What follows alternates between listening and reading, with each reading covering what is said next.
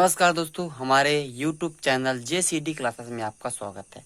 आज हम क्लास 12 के बायोलॉजी में से चैप्टर 3 के महत्वपूर्ण क्वेश्चन लेके आए हैं, जो कक्षा 12वीं के लिए बहुत ही महत्वपूर्ण क्वेश्चन है और परीक्षा दृष्टि ही बहुत महत्वपूर्ण क्वेश्चन है।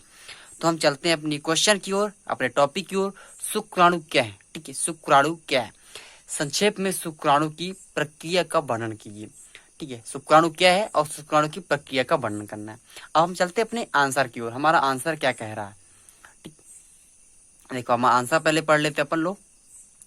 शुक्राणु जनन प्रजनन अंगों में युग्मकों के निर्माण की प्रक्रिया को युग्मक जनक कहते हैं। ठीक, देखो शुक्राणु जनन जो होता है प्रजनन अंगों में युग्मकों के निर्माण की प्रक्रिया को युग्मनज कहते हैं। ठीक है, जो मनुष्य होता है शुक्राणु जनन होता है, नर के जो नर होते हैं उनमें प्रजनन अंगों में युग्मकों का जो निर्माण होता है, इसी सारी प्रक्रिया को हम युग्मक जनक कहते हैं। ठीक है, नर जनन कहते हैं। ठीक है, अब पढ़ते हैं। जब युग्मक जनन की क्रिया या वृषण में होती है तथा शुक्राणु का निर्माण होता है, तब इसे शुक्राणु जनन कहते हैं। शुक्राणु का निर्माण जनन उपकल द्वारा होता है। अपन लोग समझते हैं एक बार फिर से इसको। शुक्राणु जनन प्रजनन अंगों में युग्मकों के निर्माण की प्रक्रिया में युग्मनज कहते हैं। ठीक है, जब युग्मक जनन की प्रक्रिया को युग्मक जनक कहते हैं। जब युग्मक जो होता है जनन की क्रिया वृषण में होती है, जब युग्मक शुक्राणु जब वृषण में तैयार होता है तो निर्माण होता है, तब इसे शुक्राणु जनन कहते हैं। ठीक है, जो सारी प्रक्रिया होने के बाद जब शुक्राणु वृषण में तैयार हो जाता है, इसको हम क्या बोलते हैं? शुक्राणु जनन कहते हैं। ठीक है, और जो शुक्राणु तैयार होता है वो उपकल विधि के द्वारा, उपकल के माध्यम से वह तैयार होता है। ठीक है, अपन हम इसको चरण रूप से देख लेते हैं कि किस किस रूप से तैयार होता है। देखो शुक्राणु जनन है। ठीक, शुक्राणु जनन है। देखो ये कंडीशन इधर है। देखो गुणन प्रवस्था है पहला, अपना है पहला, इसको कह सकते हैं। दूसरा है वृद्धि अवस्था, तीसरा परिपक्व अवस्था। मतलब शुक्राणु 3 अवस्था में तैयार होता है। ठीक, पहला है शुक्राणु जनन। ठीक है, पहले ये 2x होता है, फिर वह 1x 1x से 2x में विभाजित होता है।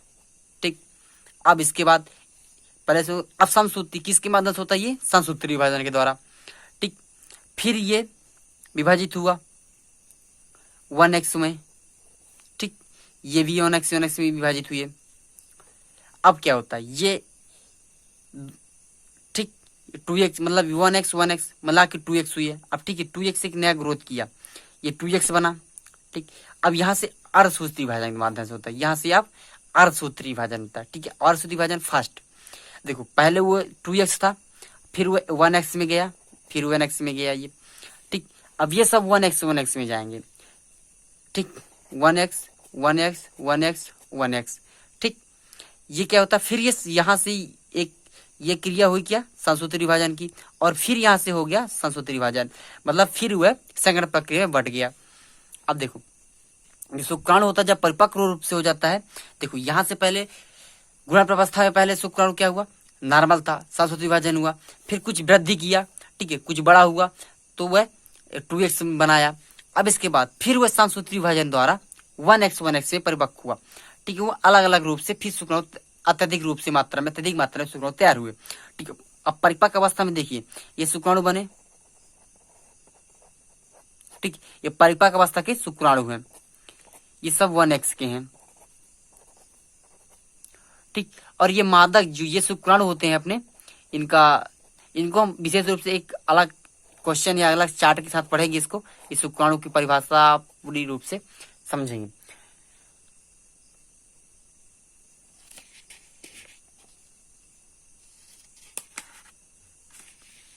ठीक है दोस्तों, अब इसको हम समझते हैं इनकी अवस्था के अनुसार। ठीक है, क्या क्या अवस्था होती है इनकी। ठीक है, तो पहला इसका अवस्था है गुणन प्रवस्था।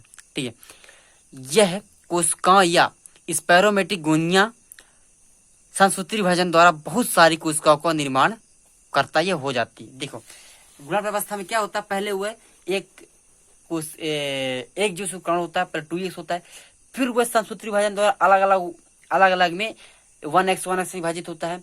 ठीक है, फिर वह परिपक्व होता है और फिर वह 2x तैयार करता है। फिर वो क्या करता है, देखिए 2x दोबारा परिपक्व हुआ, फिर से तैयार किया, और दूसरी चरण में क्या होता है, वृद्धि अवस्था। ठीक है, मतलब वृद्धि किया, फिर से वो 2x तैयार किया अपना। इस अवस्था में स्पेरोमेटोगोनिया आकार में बड़ी हो जाती है, मतलब वृद्धि हो जाती है, बड़ी होती है, जिसकी प्राथमिक स्पेरोमेटासाइट्स कहते हैं। जो बढ़ के क्या होता है उसे क्या बोलते हैं अपन लोग, स्पेरोमेटासाइट्स, मतलब साइज भी बड़ा हो जाता है उसको। ठीक है, अब तीसरी अवस्था में क्या होता है, देखो तीसरी अवस्था में क्या कहलाता है ये, इसमें प्राथमिक शुक्राणु अर्धसूत्री विभाजन होकर 2 गुणित द्वितीयक स्पेरोमेटोसाइट्स बनाते हैं। ठीक है, पहले वो क्या था, अर्धसूत्री विभाजन द्वारा बनकर 2 गुणित वाला बनाया, फिर वह क्या हुआ, संसूत्री विभाजन द्वारा, द्वितीयक संसूत्री विभाजन द्वारा हुआ स्पेरोमेटो अलग बना के हुआ 1x तैयार किया। ठीक, धन्यवाद दोस्तों, हमारे क्लासेस में जुड़े रहिए और हमारे क्लास के साथ बने रहिए। हमारे चैनल को सब्सक्राइब कीजिए, बेल आइकन दबाइए, ताकि आपको समय वीडियो नोटिफिकेशन मिलता रहे। धन्यवाद।